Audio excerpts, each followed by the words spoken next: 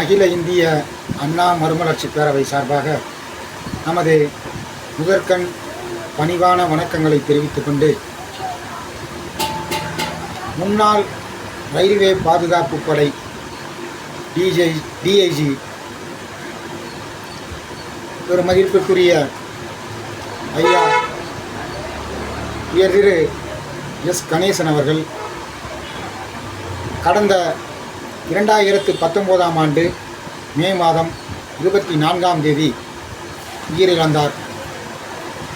அவருடைய நினைவை போற்றும் வகையில் ஆண்டுதோறும் அகில இந்திய அண்ணா மறுமலர்ச்சி பேரவை சார்பாக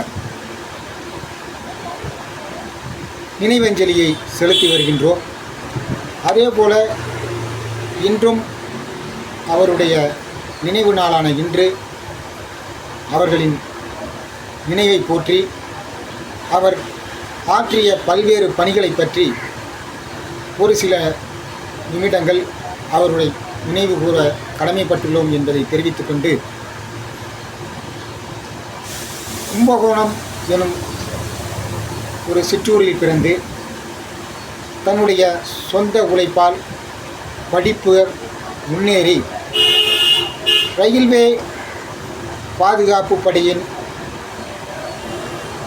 உயர் அதிகாரியாக, அதாவது டிஐஜியாக பதவியேற்ற காலத்தில் அவர் ஆற்றிய பணிகள் எண்ணற்ற பணிகள் என்பதை நாம் நன்கு அறிவோம். அவர் ஆற்றிய ஒரு சில விஷயங்களை நாம் அவர் நினைவு நாளான இன்று அவரை நினைவு கூறுவோம். அதாவது அவர் பதவியில் இருந்த காலத்தில்தான் பொதுமக்கள் கருத்துக்களை கேட்டறிந்து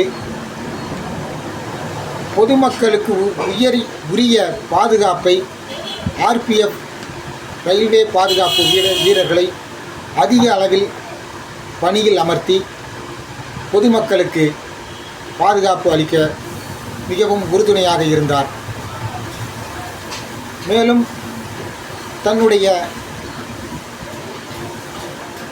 தன்னுடன் பணிபுரியும் கீழ்மட்ட அதிகாரிகள் முதல், அதாவது ரயில்வே பாதுகாப்பு படையில் கான்ஸ்டபிள்,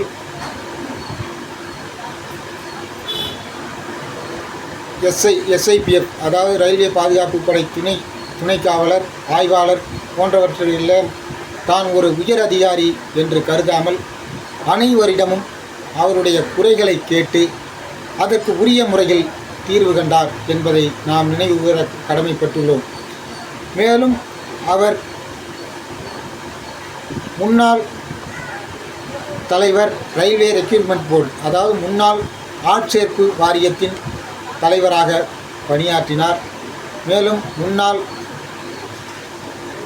துணை தலைவர், பொருளாளர் டிஎன்சிஏவில் பணியாற்றினார். மேலும் முன்னாள் முதல்வர் மாண்புமிகு புரட்சித் தலைவி செல்வி ஜெயலலிதா அவர்களுக்கும் ஆலோசகராக அவருடன் பணியாற்றினார் என்பதை இந்த நேரத்திலே நினைவு கூற கடமைப்பட்டு அவருடைய புகழை போற்றி வணங்குகிறோம் என்று தெரிவித்துக்கொண்டு விடைபெறுகின்றேன். நன்றி, வணக்கம்.